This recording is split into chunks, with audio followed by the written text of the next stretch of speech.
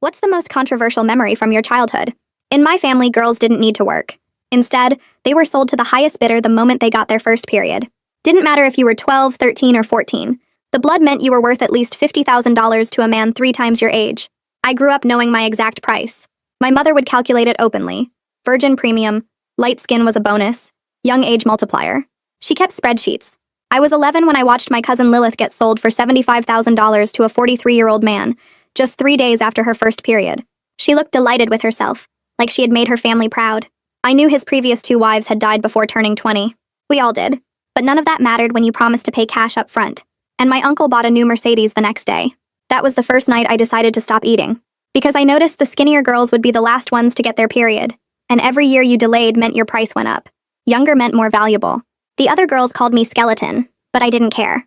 My cousin Fatima had just been sold for $45,000 to a man with children older than her. Her parents paid off their mortgage. Every Friday from 1 a.m. to 10 a.m., I was made to serve potential buyers disguised as family dinners. These men would inspect us like cattle, checking our teeth, our posture. If I made eye contact or noise while serving, 10 lashes. Each lash supposedly added $1,000 to my value, because discipline proves good training. My mother invested hundreds in skin whitening creams. Every shade lighter is 5,000 more, she'd say, rubbing it into my face. She made me hold burning pots to roughen my hands. Working hands show you're not lazy. Lazy girls sell for less. But when I was 14 and still periodless, everything changed. We were in the USA the whole time. My mom had convinced us this was how all families survived financially, that girls who didn't participate would bankrupt their families. Until one teacher forced a meeting after seeing how skinny I was. When she left for the bathroom, I found her unlocked drawer. Inside were pamphlets. Your rights as a minor. When culture becomes crime. Human trafficking signs. My jaw dropped. Child marriage was actually wrong. A federal crime. No cultural exceptions, no parental consent loopholes. And the money exchanged made it commercial sexual exploitation of minors. I stole the thinnest pamphlet and memorized every page. The penalties were severe, up to life in prison for trafficking minors, asset forfeiture, deportation. So I started a wife preparation group in my uncle's tool shed. 6 younger cousins whose sale prices were already being negotiated. I taught them what I'd learned, which teachers were mandated reporters, the exact words that would trigger investigations. They're selling me for money. I'm only 13. This is human trafficking. At 15, my body betrayed me. The blood came during morning prep. My mother screamed with joy. She'd already been taking deposits from interested buyers, promising I'd be ready soon. By nightfall, my father had closed the deal. Arna Lico, a construction mogul, paid $100,000 cash. A premium price because I was educated and untouched. He'd buried 2 wives by 23. The women whispered from too many pregnancies, but he could afford new ones. My parents started house hunting that same night. 2 days later, my cousin Anya got her period. Within hours, she was sold for $60,000 to a 51-year-old who collected wives like investments. Her parents discussed renovating their kitchen with the proceeds while she stood there shaking. That night, I gave her my notebook with every shelter number, every legal fact. Tell the science teacher tomorrow. Mention the money. Use the word trafficking. What about you? My wedding's in 2 weeks. They already spent the deposit. But that night, CPS knocked on our door. My father's face went from confusion to rage as they asked about underage brides, about money exchanging hands, about human trafficking. The moment they left, the family panicked. Not about the abuse, about the money, the deposits they'd have to return, the purchases they'd already made, the loans they'd taken against future sales. They found my journal within an hour, filled with phone numbers and federal statutes about trafficking. My father burned it while calculating how much I'd cost them. Millions, he screamed. You've cost us millions. The wedding is tomorrow, he announced. His face went from the fake smile he gave CPS to pure red anger in about 2 seconds. He started screaming that Arna Lico already paid the deposit, and we're not giving back $1. The wedding happens tomorrow no matter what. My mother dropped onto the couch crying about how I ruined everything, how I destroyed the family's future. My father grabbed my school bag and dumped everything onto the floor, kicking through my notebooks and folders looking for more evidence. He picked up each paper and read it, searching for phone numbers or addresses or anything else I might have written down. I stood there shaking so hard my teeth were chattering, but my brain went cold and clear like ice water. I had maybe 12 hours to stop this wedding, and I needed to think fast. My father threw my empty bag across the room and it hit the wall. My mother kept crying and saying over and over that I was selfish, that I only thought about myself when the whole family needed this money. My little brother and sister sat frozen on the stairs watching everything. My father found my journal in my backpack's front pocket and his eyes got huge. He flipped through the pages reading all my notes about trafficking laws and shelter phone numbers and federal penalties. His hands were shaking as he read, and I could see his face getting redder with each page. He walked straight to the kitchen and turned on the faucet. He held the journal over the sink and pulled out his lighter. The pages caught fire fast and turned black and curled up. I watched years of my careful notes and research turn into ash and wash down the drain. My father kept muttering about how much money I cost them, how I ruined everything, how we'll be bankrupt because of me. When the last page burned, he turned and stared at me. He told me to go to my room and not come out. I walked upstairs on legs that felt like they might collapse. Inside my room, I sat on my bed and forced myself to breathe slowly and think. I couldn't write anything down because they were searching everything now. So I closed my eyes and started going through everything I remembered from those pamphlets. The exact legal definition of trafficking minors. The mandatory reporter requirements that said teachers had to call if they suspected abuse. The federal penalties including asset forfeiture and life in prison. I repeated the key phrases in my head like a prayer. Money exchanged for a minor. Commercial sexual exploitation. Human trafficking. Federal crime. No cultural exceptions. I said them over and over until they were burned into my brain better than any journal. I heard my mother go into the bathroom downstairs and the water running. This was my chance. I jumped up and grabbed my textbook from my desk. I'd hidden the thinnest pamphlet page inside the back cover weeks ago as backup. My hands shook as I pulled it out and unfolded it. This one page had the 24-hour hotline number and the legal definition of commercial sexual exploitation of minors. I grabbed my school uniform skirt from the closet and found the hem at the bottom. I folded the paper as tiny as I could, making it small enough to hide. Then I took a safety pin from my drawer and pushed it through the fabric and the folded paper, securing it inside the hem where nobody would see it unless they ripped the skirt apart. The paper crinkled a little when I moved, but the fabric was thick enough to hide it. I hung the skirt back in my closet just as I heard my mother's footsteps on the stairs. She knocked once and came in without waiting. She sat down on my bed and patted the space next to her. I sat down and she took my hands. She had tears running down her face and her voice was shaking. She told me this sale will pay off all their credit card debt and finally let them buy a bigger house. She said I was being selfish, thinking only about myself when the whole family depends on this money. She reminded me that Lilith's sale let her parents buy their Mercedes and Fatima's sale paid off a mortgage. She said this is just how families survive in America, that we all have to do our part. I wanted to scream that selling children is illegal, but I knew that would just make things worse. So I nodded and looked at the floor. She hugged me and left. I waited until her footsteps went back downstairs. Then I grabbed my phone from my nightstand. I remembered my teacher wrote her number on the board once after she talked about being available if students needed help. I found it in my contacts under Samson. I started typing fast. The message said, "Miss Samson, please help, they're selling me tomorrow." But before I could finish, my father burst through the door. He must have been watching from downstairs. He grabbed the phone right out of my hands mid-typing and read what I wrote. His face went purple with rage. He threw my phone against the counter in the hallway and I heard the screen crack.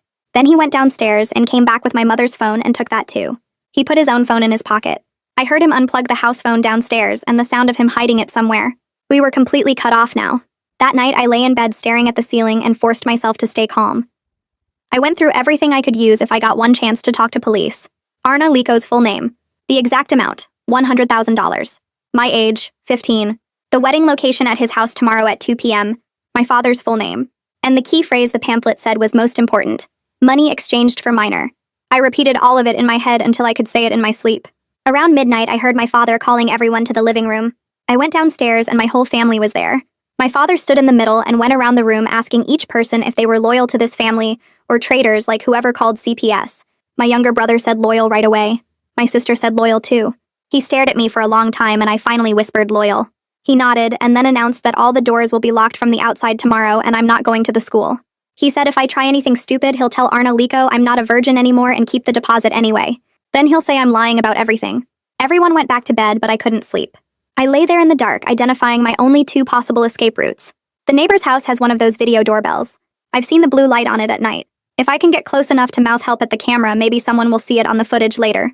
The mail carrier comes around 9 a.m. every single day. I could try to slip something in the outgoing mail if I can somehow get to the mailbox. Both plans were long shots, but they were all I had. Around 4 a.m., I heard a soft knock on my door. I opened it and Anya was standing there in her pajamas. She must have snuck over. She whispered that CPS came to her house too, asking questions about money and marriages. Her parents were furious and screaming at her, blaming me for starting an investigation that could ruin all the families. She said 3 other cousins got visited too. Everyone is panicking about having to return deposit money they already spent. Some families took out loans against future sales and now they're in trouble. Anya looked terrified. I hugged her and told her to be careful. She snuck back out before anyone saw her. When morning came, I heard my mother moving around downstairs. I got dressed and went down. She was in the kitchen and I watched her take out all the knives from the drawer and lock them in a cabinet. She put the key in her pocket. Then my father came downstairs already dressed. He walked to the front door and locked it from the outside with his key before going to his car for work. My mother stayed home. She kept walking around the house checking windows every few minutes to make sure they were locked. She looked at me and then looked away. I felt like I was in prison, but I also noticed something important. She was scared. Her hands shook when she checked the windows. That meant the CPS visit actually worried them. They knew they might be in real trouble. And that gave me the smallest bit of hope that maybe someone would actually help me before 2 p.m. today. I pressed my hand against my stomach and walked into the kitchen where my mother was wiping down the counter. I told her my stomach hurt really bad. Like cramps but worse, and maybe we should wait a week so I wouldn't be sick at the wedding. She stopped wiping and looked at me for a second, her face softening just a little, and I thought maybe it would work. But then she shook her head and said my father already told Arna Liko's family everything was ready for tomorrow, and the deposit was non-refundable. She opened the cabinet and brought me a sleeve of crackers and a can of ginger ale, setting them on the counter like that would fix the fact that she was selling me to a man who buried 2 wives before they turned 20. I took the crackers to my room and sat on my bed trying to think. My mother went to the bathroom and I heard the water running. I remembered something from a safety assembly at the school about how 911 works even on locked phones because of emergency call laws. I got up and scanned the house looking for any phone or device someone might have left out, but my parents had hidden everything. I checked the kitchen drawers, the living room shelves, under the couch cushions. Then I remembered my little brother had a tablet for school, and I found it wedged under the couch cushions in the den with 30% battery showing. I grabbed it and shoved it under my shirt just as my mother came out of the bathroom. She told me to take the trash out to the curb, and I nodded, pulling on my shoes. I carried the trash bag outside and took the long way past the mailbox instead of going straight to the curb. I grabbed a piece of junk mail from yesterday that was still sitting in the box, a credit card offer addressed to my father. I flipped it over and used a pen from my pocket to write on the back in small letters, "Help Audrey Sampson, Westridge High School. They are selling me, call police." I shoved it in the outgoing mail slot and kept walking to the curb with the trash bag. The mail carrier usually came between 9 and 10, so maybe someone at the post office would see it and know something was wrong. When I reached the curb with the trash bin, I made sure to walk right past the neighbor's video doorbell, the one with the blue light that's always on. I stopped directly in front of the camera and stared at it, mouthing the word help 3 times slowly and clearly.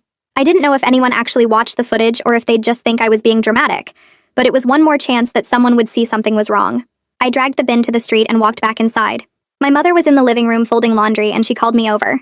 She held out 2 gold bangles that looked old and worn, telling me they belonged to her grandmother, and I should wear them at the wedding because they showed I came from a good family. I put them on my wrists and they felt heavy and cold. I knew this was part of the transaction, showing Arna Liko that his money bought someone with value, someone from a respectable family with history. My mother turned back to the laundry and I slipped 1 bangle off when she wasn't looking, shoving it deep into my sock because it was proof of the money exchange. Around 10 a.m., I heard cars pulling up outside, and I looked out the window to see a black SUV with a company name on the side. Arna Liko's driver stood next to it in a gray uniform checking his phone. I memorized the license plate number, the letters and numbers burning into my brain. The driver looked young, maybe mid-20s, and he seemed bored like this was just another job to him. Like picking up someone's daughter to deliver her to a man who would own her was as normal as driving to the grocery store.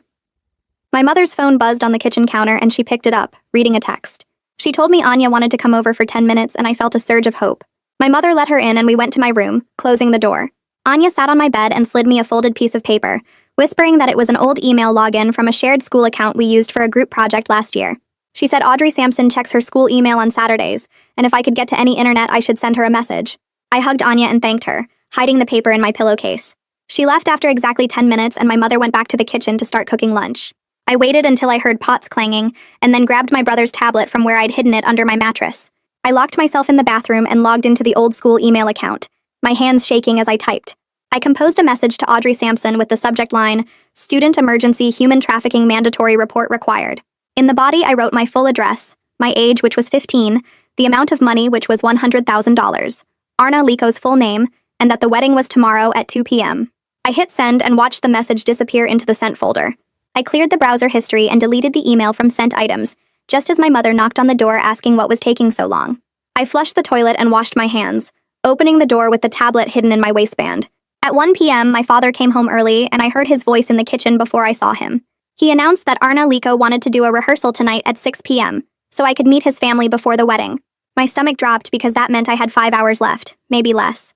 My mother started rushing around pulling clothes from my closet and talking about what I should say to make a good impression, how I should keep my eyes down and speak softly. At 2 p.m., while my parents were both in the kitchen arguing about what food to serve tonight, I grabbed my brother's tablet one more time and opened it under my blanket. I dialed 911, and when the operator answered, I spoke fast and clear, giving my full name and saying I was 15 years old. And my parents were selling me for $100,000 to a 43-year-old man, and the wedding was tomorrow, and this was human trafficking and giving my address and saying please send police now.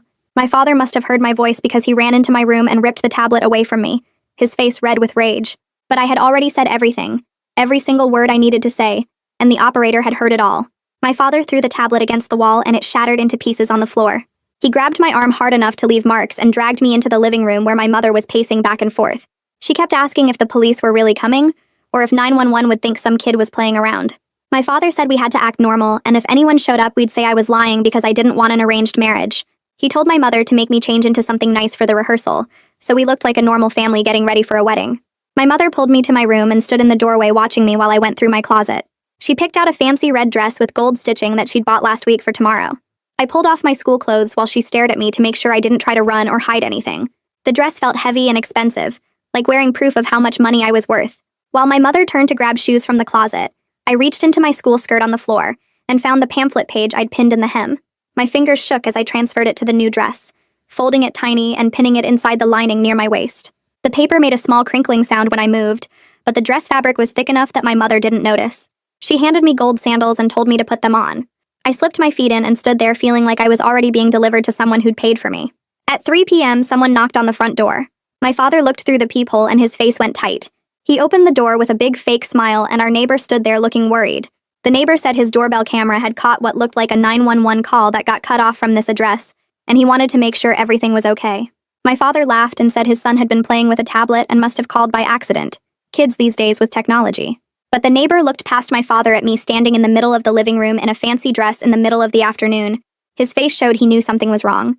He asked if I was okay, and I wanted to scream for help, but my father's hand was on the door, and my mother was right behind me. The neighbor stood there for another few seconds, and then said to call him if we needed anything. After he left, my father locked the door and told me if I tried anything like that again, he'd make sure I never left the house.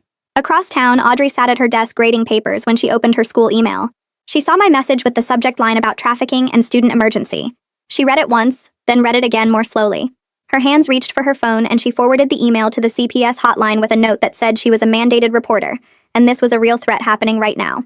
Then she scrolled through her contacts and called someone named John who was a police supervisor she knew from the school safety training sessions. She read him the whole email word for word, including my address and the wedding time tomorrow and the amount of money and the man's name. At 4 p.m., my father's phone rang and he put it on speaker. The voice on the other end said he was calling to confirm that 6 p.m. was still good for the rehearsal tonight. My father said yes, and the voice said Mr. Lico was very pleased with the untouched status and wanted to make sure everything was perfect for tomorrow. My father laughed and bragged about how he'd made sure I never dated anyone or went anywhere without supervision. The driver asked if the family would be ready to receive Mr. Lico and his relatives, and my father said we'd have food prepared and I'd be dressed appropriately. I sat on the couch listening to them talk about me like I was a car someone was buying, checking that all the parts were original and nothing was damaged. My stomach hurt so bad I thought I might throw up right there on the living room floor.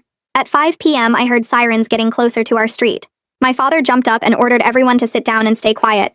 He pointed at me and said if I said anything crazy, the police would think I was mentally ill and leave me here anyway. My mother was shaking and kept wringing her hands. My younger siblings sat on the other couch looking scared and confused. I sat down and closed my eyes and went over my statement in my head one more time. 12 words that I'd practiced until they were perfect. They sold me for money. I'm 15. This is human trafficking. I need help. I repeated it silently while the sirens got louder and louder until they stopped right outside our house. The doorbell rang and my father walked slowly to the door. He looked through the peephole and then opened it. 2 police officers in uniform stood there with a woman wearing a badge on her belt. She said her name was Heather, and she was from CPS, and they needed to talk to everyone in the house. My father started to say something, but I stood up from the couch and walked toward them. Before my father could grab me, I spoke loud and clear. I said they sold me for $100,000 to a 43-year-old man. I'm 15 years old. This is human trafficking. The wedding is tomorrow. I need help. One of the police officers stepped between me and my father right away. The other officer asked my father to step back and stay calm. My father started yelling that this was all a big misunderstanding about culture, and I was lying because I didn't want to marry someone my parents picked. He tried to reach past the officer to pull me back toward the living room, but the officer blocked him and told him to step back now. I reached down and grabbed the hem of my dress and pulled it up a little to show the pamphlet page pinned inside the lining. I told Heather I'd been writing down everything because I knew it was against the law. I said I had proof that I knew this was illegal, and I'd been trying to get help for weeks. Heather knelt down and looked at the paper without touching it and nodded. Heather asked me if there were other girls in danger right now. I gave her 6 names with their addresses. I told her about Anya, who got sold last week for $60,000.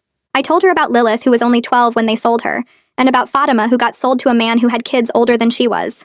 I explained about the Friday family dinners that happened from 1 a.m. to 10 a.m., where men would come inspect us like we were animals. I said my parents would negotiate prices based on our skin color and our age, and whether we'd started our periods yet. Heather wrote everything down in a notebook while the officers kept my father and mother on the other side of the room. The police told my parents they were taking me into emergency protective custody right now. My mother started crying and saying I was breaking up the whole family and destroying everything they'd worked for.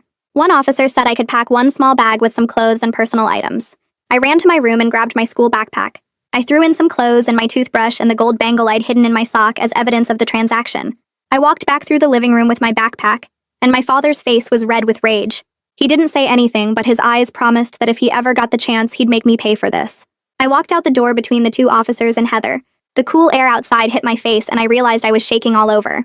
I looked back once at the house where I'd spent 15 years learning my exact price. Then I got into the back of the police car, and we drove away. The shelter was on the third floor of a building that looked like an old office from the outside. The police officers walked me through a locked door into a hallway that smelled like bleach and floor wax mixed with something cooking. Kids' voices came from different rooms, and someone was playing music too loud. A woman with short gray hair and glasses met us in the lobby area and introduced herself as Brianna Lowry. She shook my hand and said she was my advocate and would help me understand what happens next. The police officers handed her some paperwork and left. Brianna walked me down another hallway past doors with numbers on them. She explained that this was a youth emergency shelter, and I'd have my own room with a bed and a door that locks from the inside. She said my parents couldn't contact me without court permission, and I was safe here. My room was small with a twin bed, a desk, a dresser, and one window with bars on it. The walls were painted light blue, and there was a poster of a beach scene. Brianna showed me how the door lock worked and gave me the only key. She said I could keep my backpack in the room and no one would go through my stuff without asking first. I sat on the bed, and it felt strange to be in a space where no one was calculating my value or planning my sale. Brianna sat in the desk chair and asked if there was any adult I trusted who could be a support person for me during this whole process. I told her about Audrey Sampson, the teacher who left her drawer unlocked with the pamphlets. Brianna wrote down the name and pulled out her phone. She called the school and got transferred a few times before reaching someone who had Audrey's contact information. Brianna explained who she was and asked if Audrey would be willing to be listed as my designated support person for meetings and court dates. I could hear a woman's voice on the other end saying yes immediately. Brianna thanked her and hung up. She told me Audrey would be allowed to visit and attend any meetings where I wanted her present. Having someone from my old life who knew what happened felt important. A woman in blue scrubs knocked on the open door and introduced herself as Maeve Craft, a forensic nurse. She explained that she could do an exam to document any injuries if I wanted, but I didn't have to do any invasive procedures since there was no sexual assault to document. She said it was completely my choice. I nodded and said I'd let her photograph the scars. Maeve asked Brianna to stay in the room and brought in a camera and some forms. She asked me to lift my shirt so she could see my back. The scars from the lashings during family dinners formed thin white lines across my shoulder blades.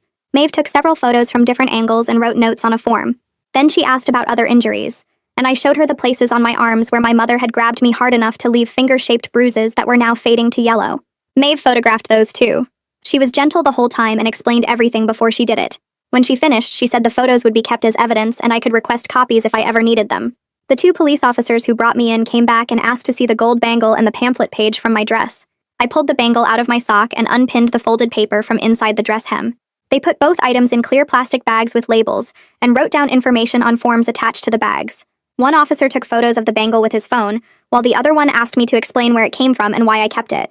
I told them the bangle was supposed to be part of showing Arna Lico that his money bought someone valuable, that my mother gave it to me to wear at the wedding.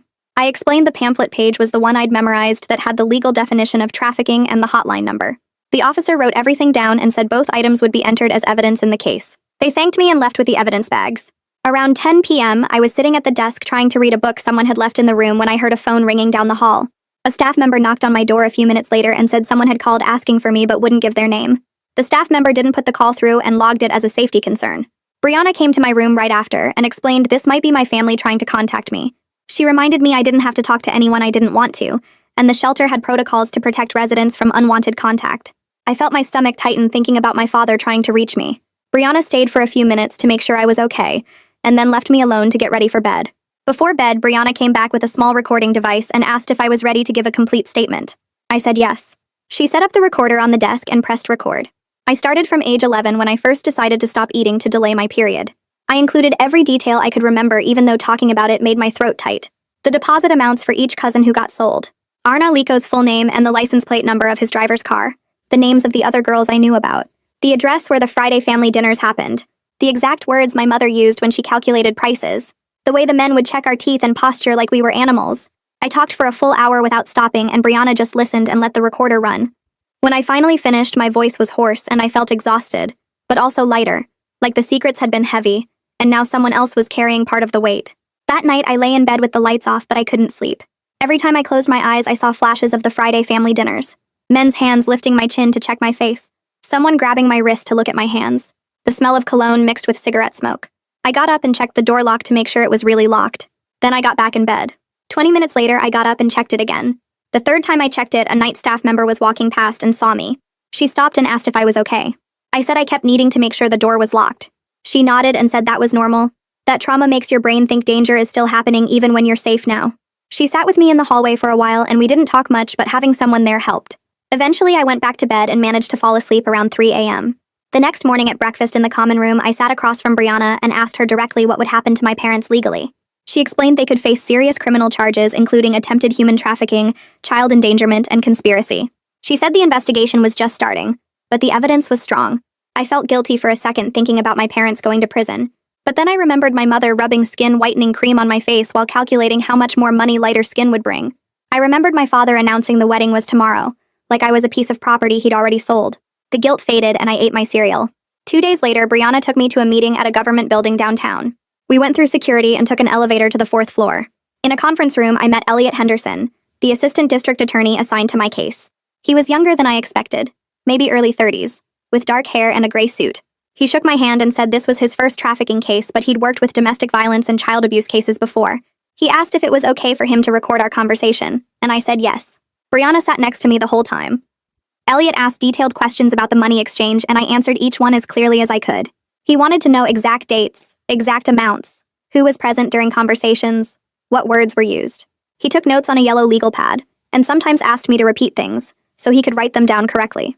I told Elliot Henderson everything about Arna Lico, his full name, his construction business, the fact that he'd had 2 previous wives who both died before turning 23.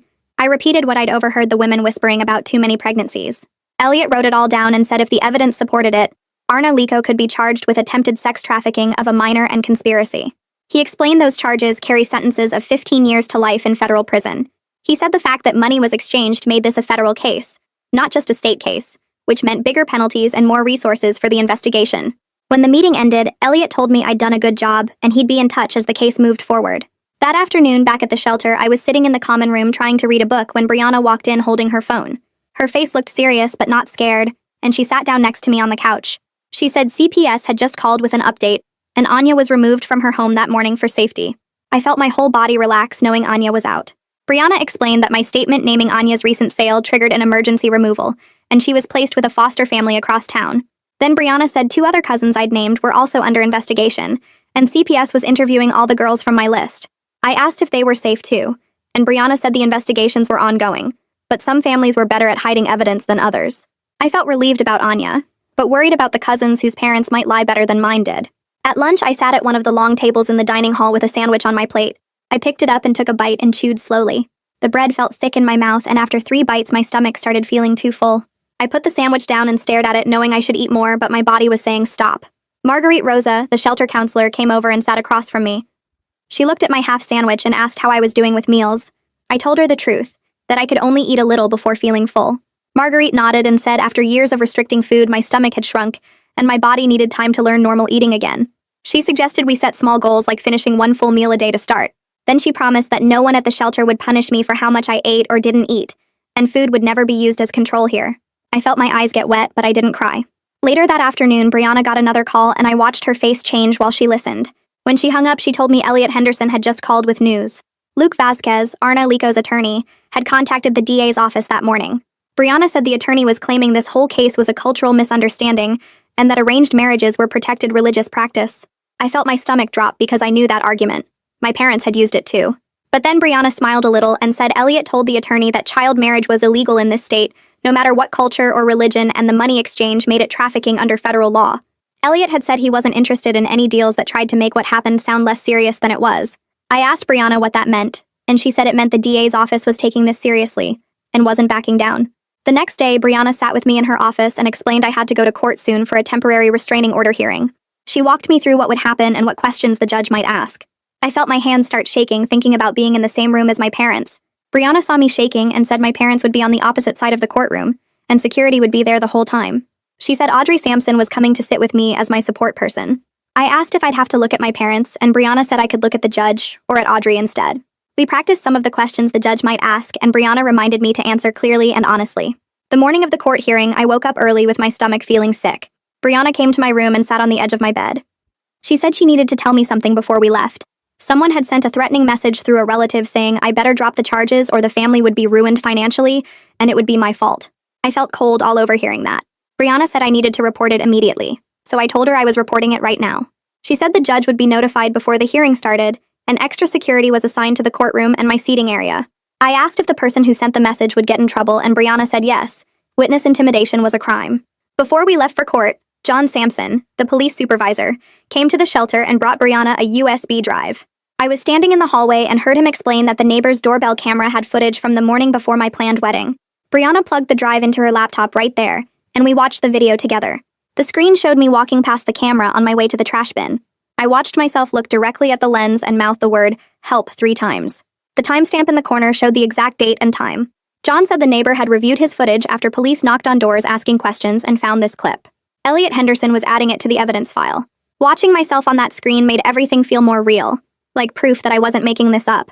I spent the afternoon before court in a conference room at the shelter with Elliot and Brianna. Elliot had a legal pad with questions written on it, and he explained we were going to practice my testimony. He taught me to answer only the exact question being asked, nothing more. If I didn't know something, I should say I don't know instead of guessing. If I got confused by a question, I should ask for clarification.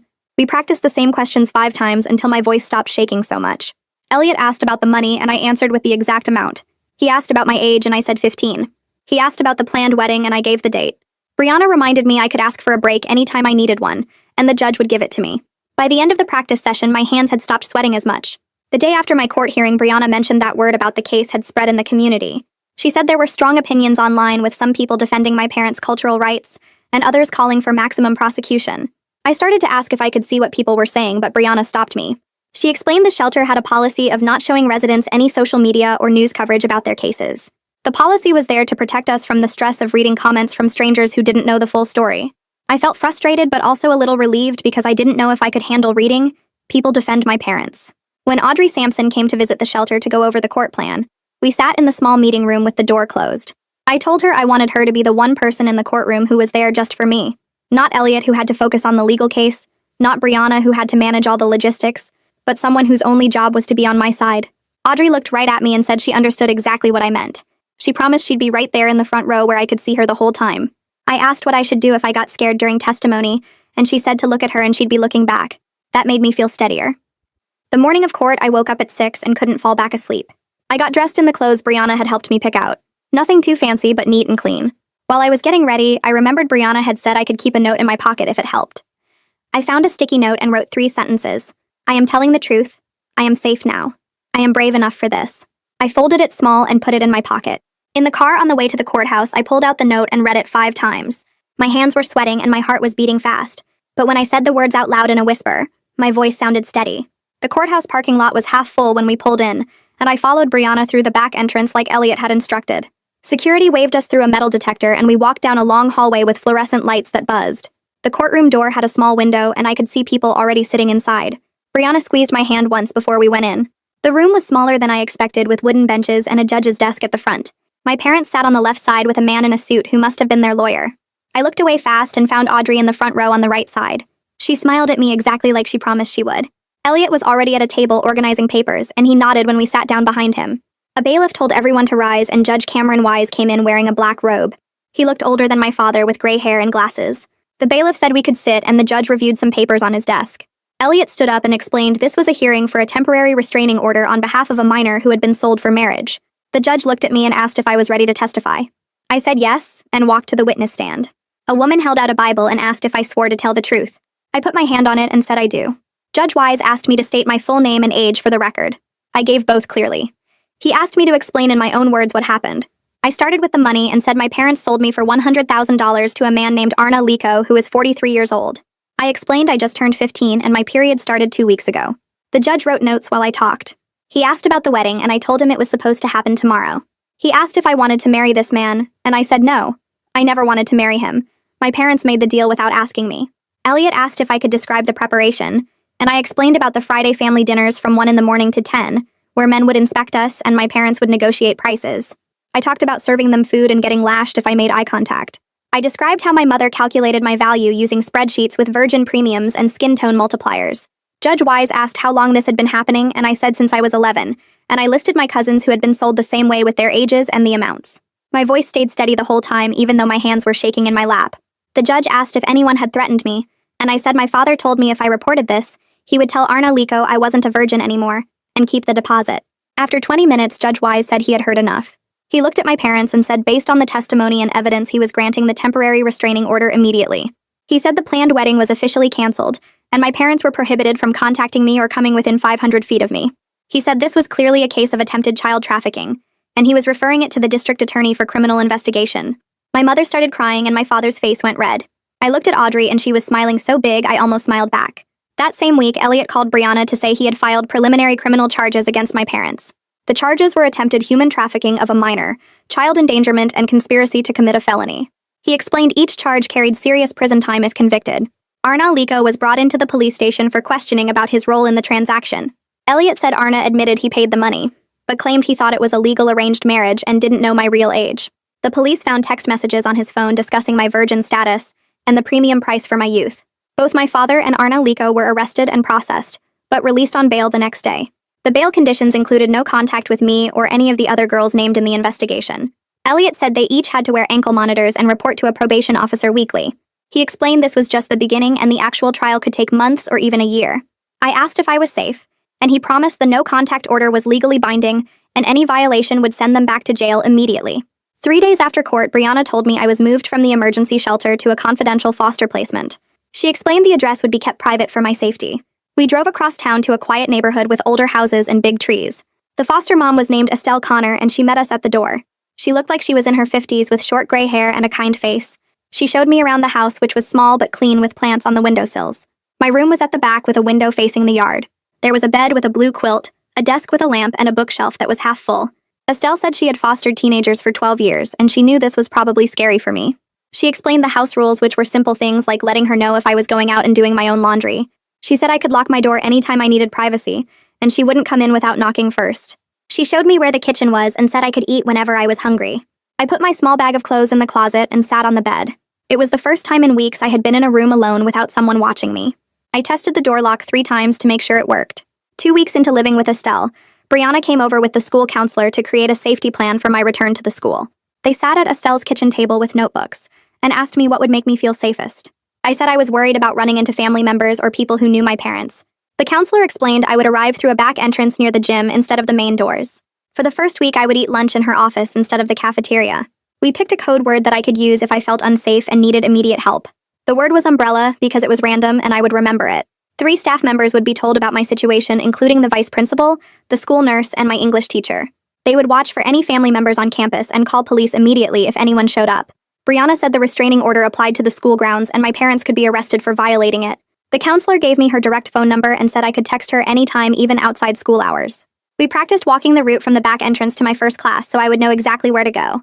My first day back at the school, I woke up at 6 and got dressed in regular clothes that Estelle had taken me shopping for. She drove me to the back entrance and waited until I was inside. The hallways were mostly empty because I was early. I went to my locker and put my books away. By the time first period started, I felt almost normal. At lunch, I went to the counselor's office like we planned. She had brought an extra sandwich and we ate together while she asked about my morning classes. After lunch, I had biology and then English. In English, my teacher asked how I was doing, and I said okay. When the final bell rang, I went back out the back entrance where Estelle was waiting. At home that evening, I sat at the kitchen table with a lunch tray Estelle had bought me, so I could practice eating normal portions. I opened a yogurt cup and ate the entire thing without stopping to calculate calories or negotiate with myself about whether I deserved it.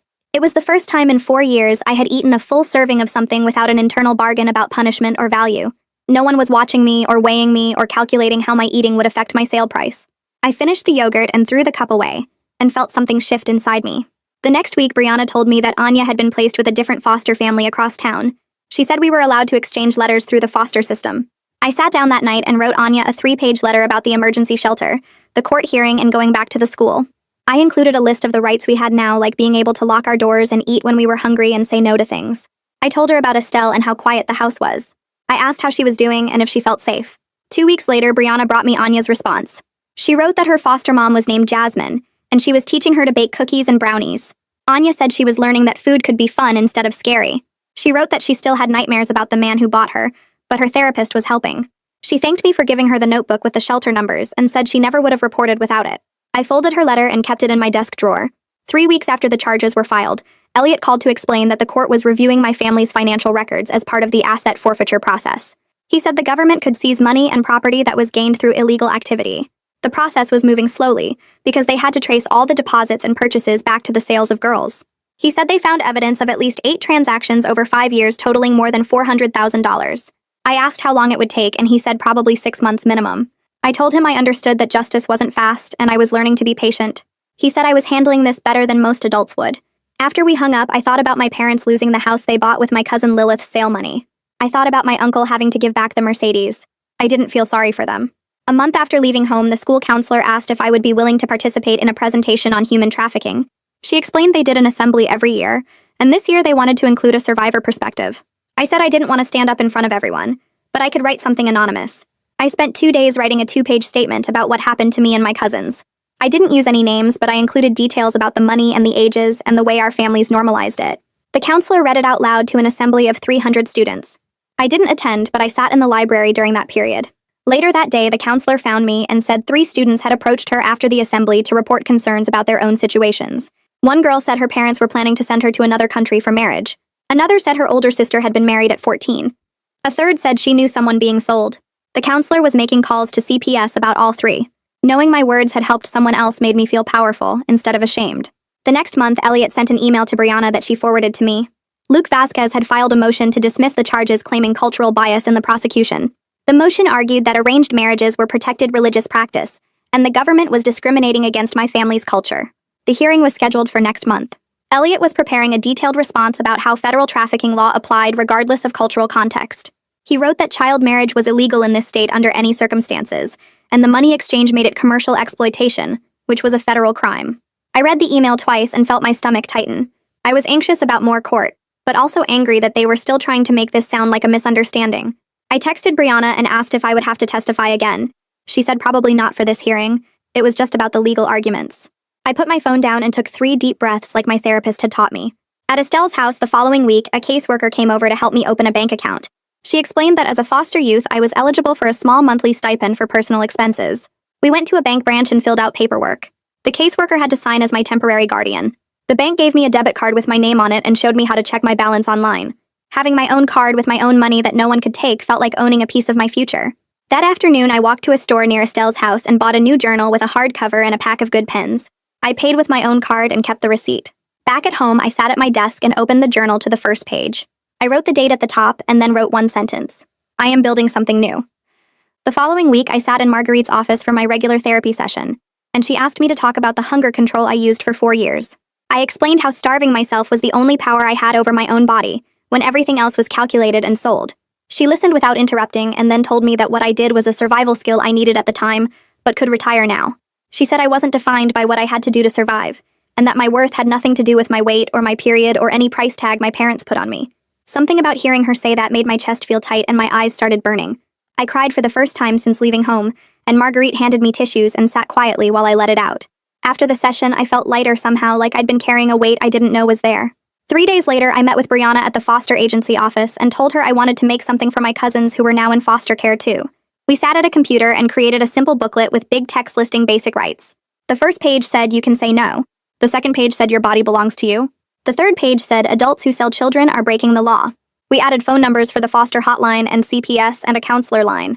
I printed 20 copies on the office printer, and Brianna said she needed to get it approved by Elliot first to make sure it wouldn't mess up the court case.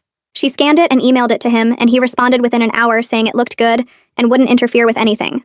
Brianna told me she would distribute copies through the foster system, so all my cousins would get one. Holding the finished booklet in my hands made me feel like I was doing something useful, instead of just being a victim. 6 weeks after I left home, the foster agency called and said my mother wanted to talk to me on a supervised phone call if I was willing. I thought about it for a whole day before I said yes because part of me wanted to hear her voice, and part of me was scared of what she would say. The caseworker set it up for the next afternoon, and I sat in an office at the agency with Brianna next to me, while the caseworker dialed my mother's number on speakerphone. When my mother answered, her voice sounded shaky, and she started crying immediately. She said she was sorry for what happened, but then in the next breath she said I destroyed the family by reporting them. She talked about how my father lost his job, and they had to sell the house, and everyone in the community was treating them like criminals. I felt my hands start to shake, but I made myself speak clearly. I told her she destroyed the family by selling me, and that what they did was illegal no matter what culture or tradition they claimed. She started to argue, but I said I was done and hung up the phone after 8 minutes. Brianna said I did a good job setting a boundary, and Estelle made me tea when I got home and didn't ask me to talk about it until I was ready. The next week, Elliot called Brianna with an update about the court case. Judge Cameron Wise had denied Luke Vasquez's motion to dismiss and ruled that the case would proceed to trial. The temporary restraining order against my parents were extended for another 6 months. Elliot explained this was a big win because it meant the judge saw the evidence as real and serious and wasn't buying the cultural defense argument. I felt a weight lift off my chest knowing the legal system was actually taking this seriously and not just letting my parents walk away. 2 months after leaving home, I stood in Estelle's kitchen making pasta for dinner while she sat at the table working on a crossword puzzle. She didn't watch me measure the portions or comment on how much I was cooking. I boiled the water and added the pasta and stirred the sauce and plated everything at the kitchen counter. We ate together and talked about a book I was reading for English class, and she asked questions about the plot like she was actually interested. It was the most normal I'd felt in years, just cooking and eating and talking about regular things, with no one calculating my value or planning my future without asking me. The next afternoon, Audrey came over to Estelle's house as an approved support person, and we sat in the backyard on lawn chairs talking about school. She asked about my grades and what classes I wanted to take next semester. I told her I was behind on credits because of all the days I missed, and she helped me map out a realistic plan to catch up and graduate on time. We set small goals like finishing 2 missing assignments per week and meeting with teachers during lunch for extra help. She promised to check in with me every 2 weeks to see how I was doing and help me stay on track. Having someone care about my education and my future felt strange in a good way. 3 months after leaving home, I bought a small lockbox at the store and put it under my bed. I started a new journal that I kept locked inside with a key I wore on a chain around my neck. This journal was different from the old one I used to document trafficking evidence. I wrote about things I was learning in therapy, like how to recognize healthy boundaries and how to identify safe people. I wrote about plans for my future, like what job I might want and where I might live after I turned 18. On the first page, I wrote in big letters, "I am not for sale," and underlined it 3 times. The wedding day my father announced came and went like any other Thursday. I woke up at Estelle's house and ate breakfast at her kitchen table with cereal and orange juice. I went to the school through the back entrance like usual, and sat through biology where we learned about cell division. In English class, we discussed the book I'd been reading, and I raised my hand to answer a question. I ate lunch with the counselor in her office, and we talked about college applications. After school, I finished my homework in the library, and then walked back to Estelle's house where dinner was waiting. I was safe and fed and learning and free, and no one owned me.